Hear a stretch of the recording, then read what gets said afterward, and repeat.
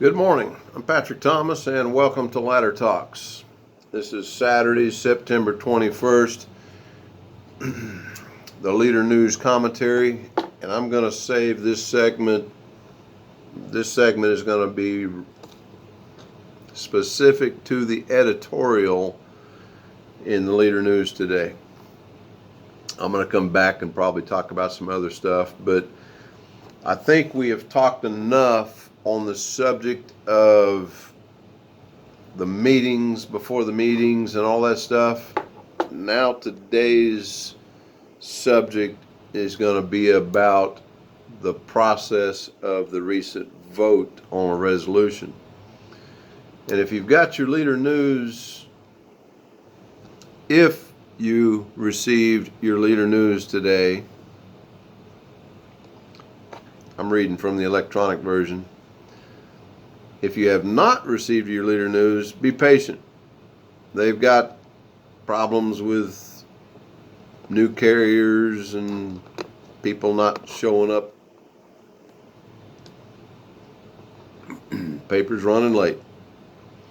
Those of you who have subscriptions, you can go online and read it. I prefer paper. I really do like having paper. If you don't have a subscription with the Leader News, $19.87. Let me put that in perspective for you. At 50 cents a paper out of the box, 2 papers a week, that's $1 a week. 52 weeks in a year, that's $52 a year for us buying a paper out of the box. And if you just happen to buy a paper every day, then yeah, you're paying $52 a year for the paper. Go down to the Leader News, tell them you want a $19.87 subscription. That's if you do 3 years at a whack. And let's just call it $20 a year. That's $60 for 3 years. So $52 for 1 year, or just under $60 for 3 years. Go check it out. Get you a copy. Show them some love and get you a subscription. So on with the editorial. Again, Saturday, September 21st. In our opinion, and I want to remind you out there who are criticizing me, I'm entitled to my opinion too. This editorial, well, I'm not going to read it to you.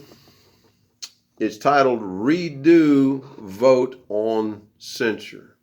Go read it. But what I will read to you is the last paragraph. It says, the City Council should vote again on the censure resolution without the participation of Smith, Sipes, and Twitty. Their violation of the state's Freedom of Information Act has embarrassed the city. Now, for you critics out there trying to say that I need to quit being so critical, no, I'm just repeating the words of the public and the words of the reporters and the opinions of others. Yes, this is a significant embarrassment upon the city. Huge embarrassment. And as I said in a previous video, there seemingly seems to be one common denominator in and amongst all this negative attention being brought to the city. And if you don't know who or what that one common denominator is, you need to pay attention. And if you're just now paying attention to me, go do your research. Go get caught up. Now I'm going to one up this editorial. Here's what I think we should do. And I'm going to explain to you why I think it should be done this way. Yes, it's no secret that there was a secret meeting. And oh, by the way, it was done with deceptive intent. Okay? They already admitted that they wanted to keep it on the down low, and it was not sanctioned by the city council. So since it wasn't sanctioned by the city council, nobody knew about it. Now today going forward, because I do believe in the recent city council meeting, and it might have been the previous city council meeting, 2 meetings ago, that the city council voted that all meetings will be sanctioned from the city council. Meaning, you won't call a special meeting, even though the statute says the mayor and any 3 city council members can call a special meeting or an emergency meeting. I don't remember what the language was. But any meeting where there's 2 or more city council members discussing a subject which they may vote on is a meeting, legal or not. And oh, by the way, I'm gonna go down just a real short rabbit trail. I heard City Councilman Twitty say to the other city council members, and I'm agreeing with what she's saying. You should have or could have called me. Now, some were like, well, I can't call you, I can't talk to you because we would have been having a meeting. Come on, people, get real. We're all friends in this community. I can't believe that 2 city council members can't have coffee together. I'm not going to cease to have friends who I'm going to have coffee with just because all of a sudden they're on the city council or they were elected into office. Oh, we can't have coffee together. Come on, people. A city council member should be able to call another city council member and say personal things. They should be able to say, hey, I support you. I'm sorry, or I'm sorry this is happening to you, or this sure looks bad for you. You're not having conversations when you're being sympathetic or apologetic. Y'all back off away from that just a little bit. These city council members should be able to have a personal relationship with each other, and they should be able to call each other. But when you have a conversation that is related to something you're going to vote on, time out. Whoa, no, we can't have that conversation. Y'all should be big enough to say, we can't have that conversation. Let's not go there, okay? And you citizens out there who see 2 city council members together in a diner somewhere, come on, give them a break. They're having coffee.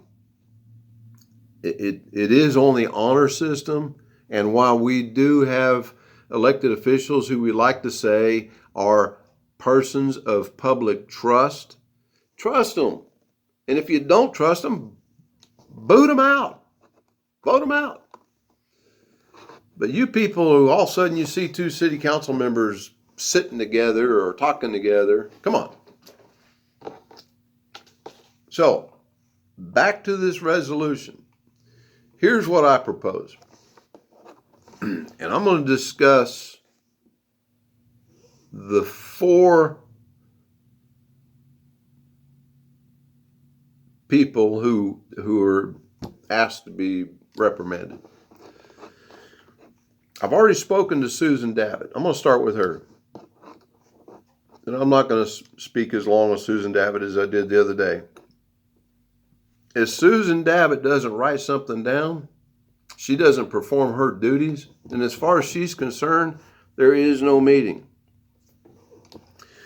And if she shows up early for a meeting and somebody else is having some sort of illegal meeting, she's not having a meeting. And if someone doesn't ask her to call the press, she's not having a meeting. Susan Davitt shouldn't even be in the middle of all this.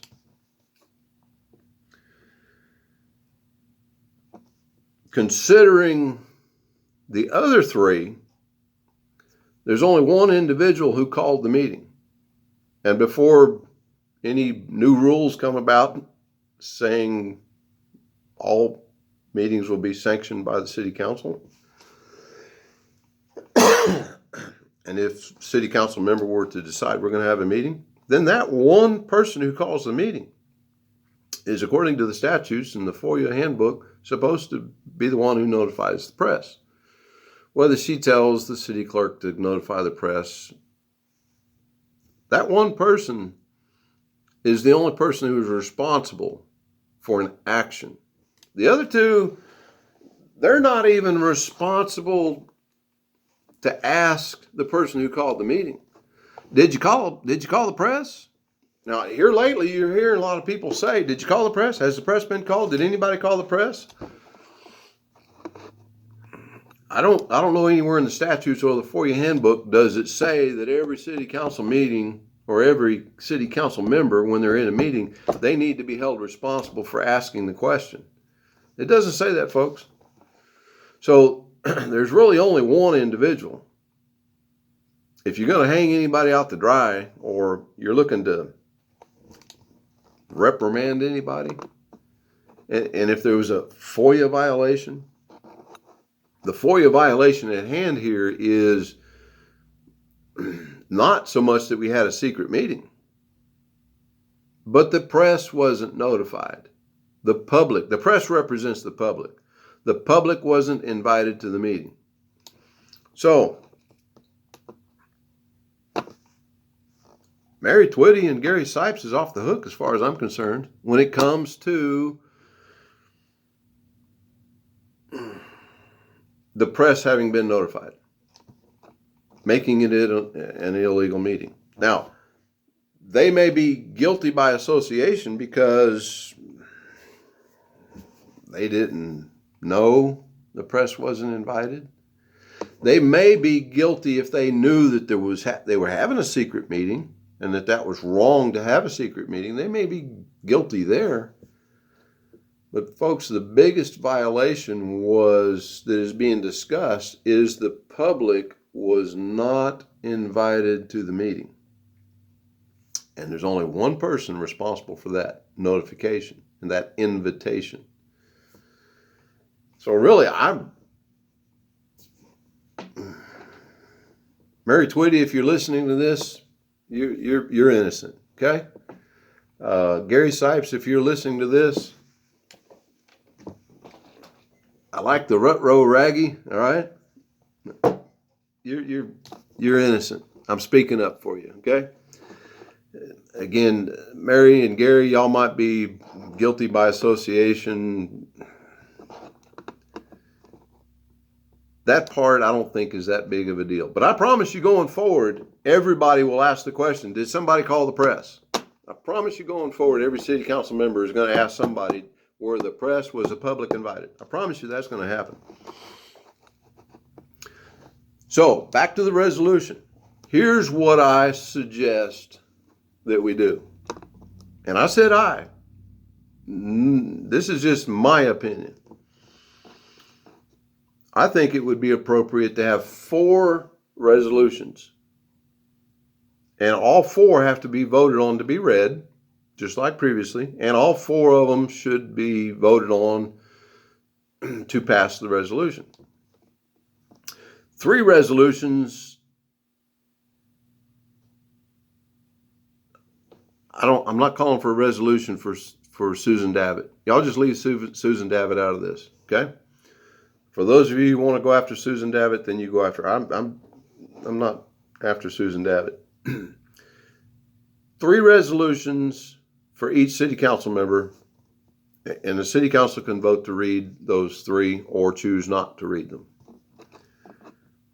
The 4th resolution would be to ask city council member Tara Smith to resign, if that's what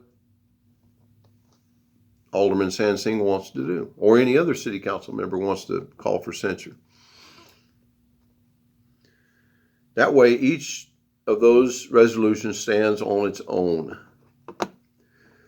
I suspect that the single resolution was voted down because of some of what I just said.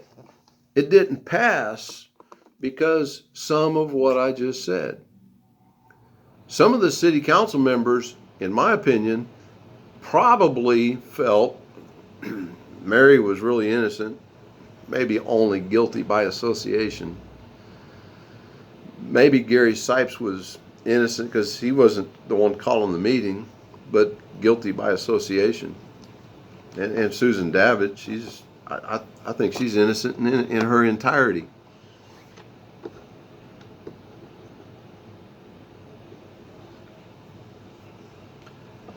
So y'all think about that, and if you agree with what I'm saying, call up your city council members.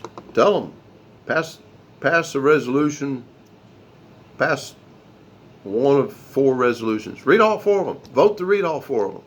Vote them down if you don't want to read the one about Mary or Gary Sipes or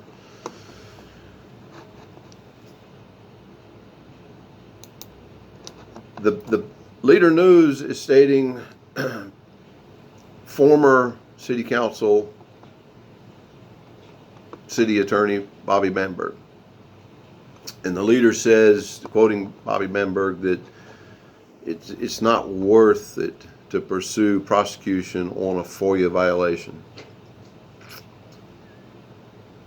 You know, a mistake is one thing, but I do agree this was intentional deception. It's a big difference between making a mistake and having intent to deceive. It was on the down low. And yes, city council members, they trained or not trained, they all knew you're supposed to notify the press.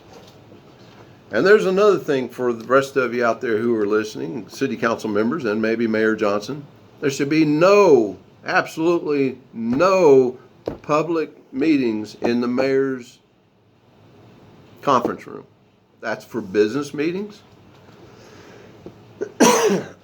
That would be for private meetings with the mayor and some of the citizens.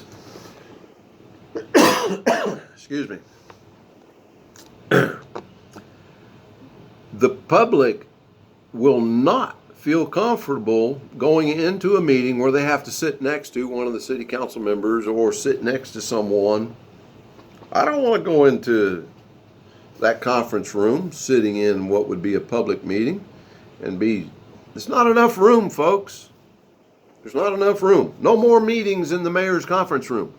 Whoever calls the meeting, or if it's sanctioned, you need to sit in what would be the mayor's seat, the chair, if you're the person calling the meeting.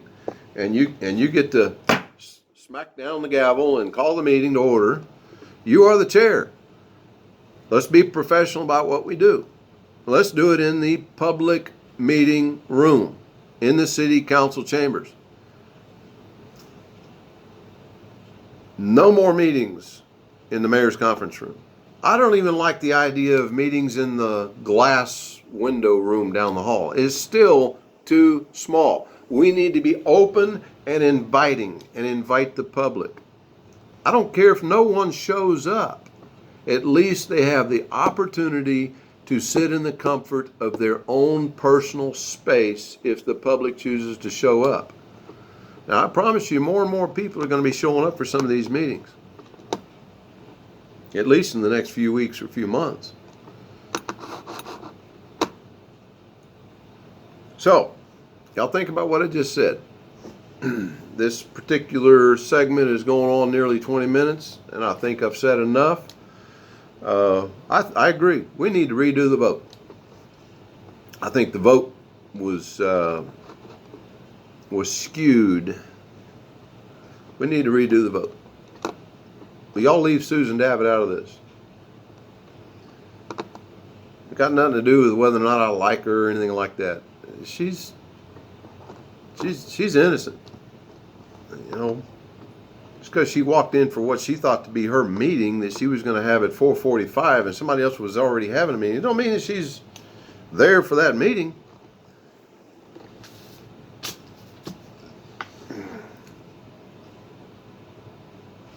This is Ladder Talks, just a little bit taller than a soapbox. And y'all have a good day. and come back in for the next segment where I'm going to talk about some other items on today's Leader News. Okay. Bye.